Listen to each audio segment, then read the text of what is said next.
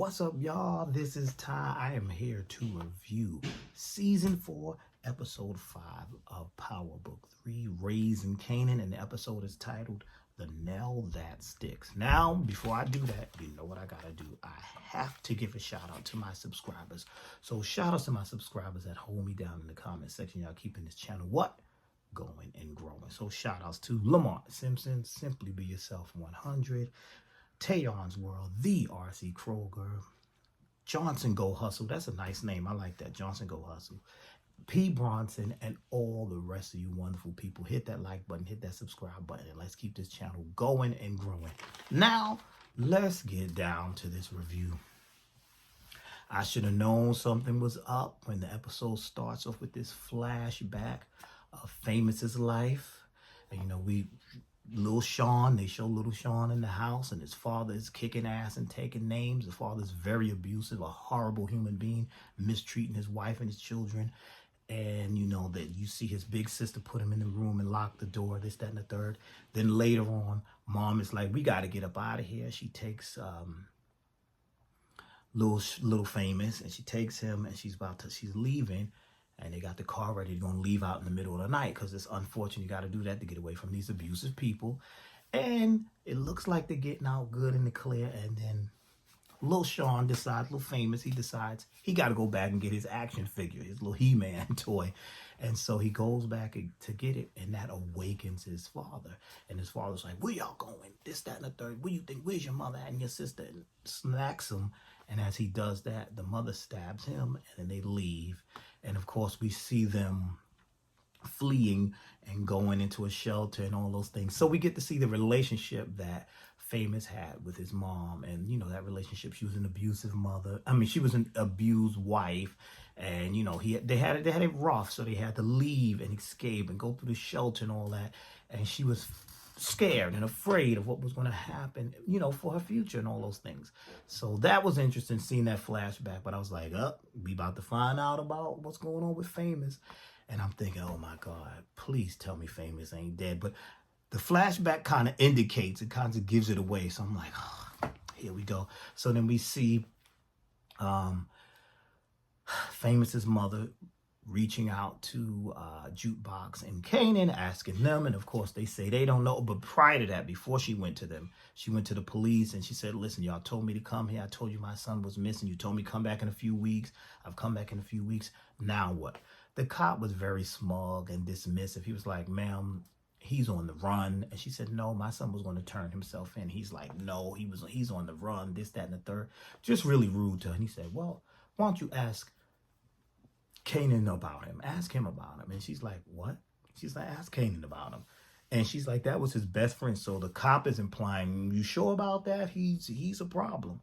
So that's when she goes and approaches Kanan and Jukebox. And they tell her, he said, look, that cop is lying. I don't know anything about it. We don't know anything about it. Get out of here with that. That's basically, well, they didn't say that to her, but they're saying to the cop, don't listen to that man. Don't listen to him. And, you know, we don't know where he is either, and we're hurting about this as well. And they are. So I'm still like, what the hell happened to Famous? What is going on? What happened to Famous? Who hurt Famous? This is weird. So while they're having that conversation with him, the phone rings, Kanan's phone rings, and he gets a call. They got to go. Family emergency. What is the emergency? Grandma Joyce. Y'all know Grandma Joyce has cancer. She's suffering. And apparently she fell at home. So now they're trying to get her to the hospital. Grandma Joyce was like, look, I ain't paying for no ambulance. I ain't going. You know, them seniors be stubborn. She was like, who paying for that? But they got her there anyway. And then we see, you know, the family coming over. We see Lulu. We see Marvin and all of them dealing with her. And apparently, Grandma Joyce is going to need a caretaker. But then there was a scene between between Joyce and Marvin, where she pretty much told Marvin she wants somebody to ease the pain. She wants to sleep. And he's like, well, just close your eyes and go to sleep. She said, nah. That ain't what I'm talking about. She's talking about assisted suicide. She said, I already got this stuff.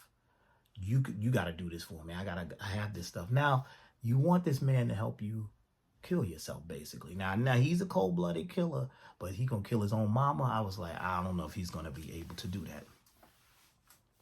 Meanwhile, Rock, they had a conversation between Rock and Marvin where they were discussing business. Business ain't booming because people are getting robbed, people are getting killed. And, Rock tells Marvin about Andre, how Andre was killed and this, that, and all of that. And they're mentioning business and they go pay Terry a visit. Why? Because Terry has stopped moving the supplies. He ain't letting no crack go through his Chinese restaurants no more. He's like, nope, it ain't happening because he doesn't like the way they do business. So when they get over there to threaten him, he's not there. So they threaten his brother. And Rock tells, what's her name? She said, listen, when you go to Terry, rough him up a bit. But, we still need him. You got to rough him up a bit. So now when Marvin does go see Terry, Terry is like, look, I don't care if you tell my wife, I'd rather go through a divorce than deal with this.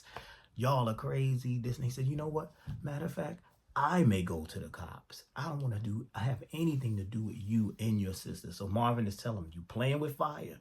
You are playing with fire. Watch it. Watch it. But he's still like mouthing off. And Marvin kills Terry. And so I was like, well, damn, now you done killed Terry. Now you can't get the crack to move in the Chinese restaurants. But then again, maybe Terry's brother will move the operation along and, take over the operation. But I'm like, that's not good. That's not a good look right there. And things do not seem to be going well for them. Because then we have the scene with Rock and Quan. And Quan pretty much was like, I see that your money is short. And Rock was standing her ground. She said, you changed that. That wasn't our agreement. No, this is what I'm paying you, and that's that. And she said, what is your problem with me anyway? And Quan surprisingly tells her he don't have no respect for her. He don't think she's a loyal person. He don't like the way, when Unique died, she just jumped in and took over the business. And I like that exchange they have between each other. And, he was like, she doesn't have any integrity. She said, you don't seem like a man with heart. And she pretty much said that was a bitch move, basically. So he said, you know what? I'm done with you. My hands are tied. My hands are done with you. Then he took a little shot at her. He said, your son was over here. And you know what? I'll be a better mother than him than you are. That was a low blow. But he never had no respect for her. Anyway, he never had respect for her. So he tells her, our stuff is done. So I'm like, dang, she got Terry over here who won't move no product, but now he's dead. Then she got Quan telling her he done with her. What's she gonna do? Remember that dude that had all the fanciness, that had her get in the limo and come to her and have her come to him, and for him to only tell her, I'll get back to you. She decides to hold a meeting with him. And he says, I told you that I would get back to you. I think his name is Arizi or something like that. He said, I told you I'll get back to you. Rock, she's the negotiator. She sees the writing on the wall. She's like, listen, I'm coming to you now because, I need this deal. This is how I need it to be. He said, well, you know what? I need to see the rest of your partners. She said, I can set that arrangement up. That's fine. But guess what? I run this. This is going to be me. So I did like that scene too. And we also saw in this episode Marvin asking Laverne, a.k.a. Jukebox, how she felt about what happened with killing that young lady's husband. And she's like, what do you mean what happened? What? And I'm paraphrasing here, but he was like, he says to her something like, the Army training made you okay with killing. She was like, trust me, it wasn't the Army training that made me okay with killing. Like, hello, crime family. Did you forget about this crime family here? Like, come on. We also see in this episode, when we seen Laverne having a conversation with the young lady whose husband she killed.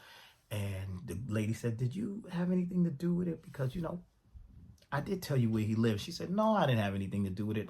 I just wanted to know, just in case something happened again, I knew his address. That's how she played that off. Then the lady said, is it wrong for me to feel like I'm happy that he's dead and I wish for him to be dead and this, that, and the third? And she was like, no, he's good. And that's the same thing Laverne's argument was her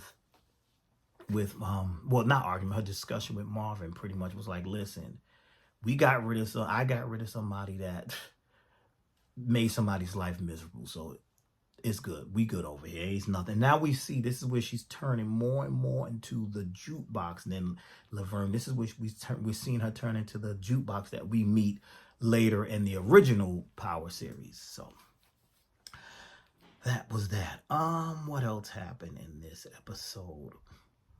We learn that Kanan is skimming off the top of his from his mother, and his little sidekick is being harassed by Unique. Unique pulls him into the car, asks him a few questions about what's going on, this, that, and the third.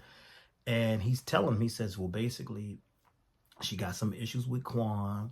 She's taking some meetings. He's telling everything. He says, Kanan is skimming from the top. He tells all of that stuff. So this gives Unique a chance to go to the bosses. He goes to Russo. He's trying to get partnership going on.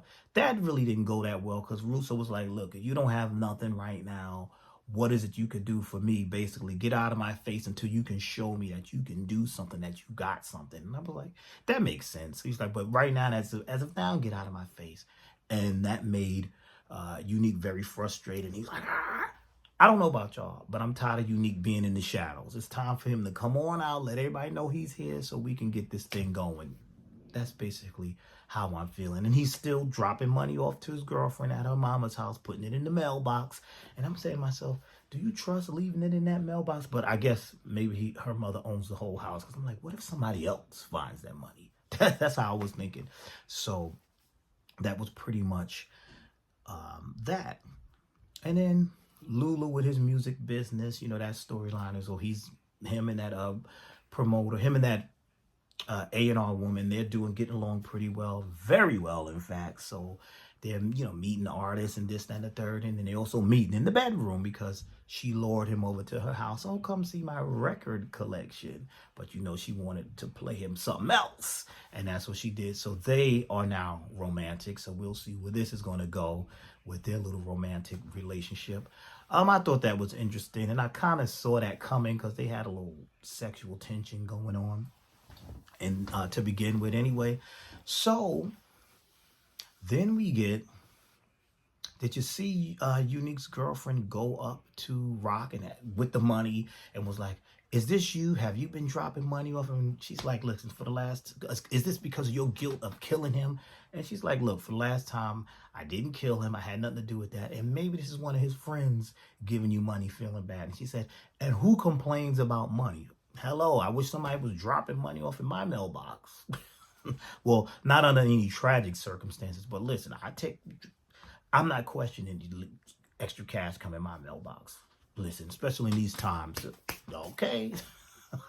But yeah, I understood where she was coming from, seriously. I did get what she's like, nothing's for free. What's the consequences? But it's not really Rock. It had nothing to do with Rock. Now, a very, very, very powerful scene I thought that was in this episode was Mama Joyce and Marvin, because Marvin goes to the house and he comes to the house and he has the stuff to pretty much kill his mother, but he couldn't do it. And then she wakes up as he's standing over and he says, I'm sorry. And she's like, get out of my sight. Marvin, sorry. Marvin, sorry. And she's like, Marvin, sorry. She's upset with him. And he just walks out. I thought that was a pretty powerful scene. Then we have a scene with this young man stealing a 40-ounce of beer from a store and the store man chasing him. Why do people chase people? Once you leave the store, that's that. But the guy chases him into an alley around the corner, and the young boy runs into some little raggedy abandoned building, and he sees a mattress, and in the mattress is a hand, and I'm like, oh Lord. And this is the body of Famous. So we go to the scene of Famous's mother saying she wants to see her son, and they show her reaction to looking at him. So Famous is dead. Now we got to figure out who killed him, what happened with him. Famous is dead. And I was really sad. And then we see the final scene with Kanan crying, hurt because Famous is dead. So It was a good episode, but that was that ending, that was powerful right there for me. I thought it was a good episode. I'm like, but what's going to happen now here? You know, so many tables are turning. Oh, and of course, Shadow Man, aka Unique. How could I forget about him reuniting with Quan, basically, because he comes out of the shadows and he sees Quan, and Quan respects him and Quan likes him. So I guess these two will partner back up against Rock. So it was a really good episode. Good acting, always good acting on this show, though. Really good episode, and I say this all the time. I can't wait to see what happens next week. So tell me your thoughts. What did you think? Do y'all think Marvin is too hot-headed? Did he have no choice but to kill Terry? Was there any other way? Because Rock did tell him to rough him up, not kill him. But what do y'all think? But I mean, Rock is already setting something else up in motion, so it was pretty good. So that's all I have. Thank you for watching. Hit that like button, hit that subscribe button, and I will see you all in the next video.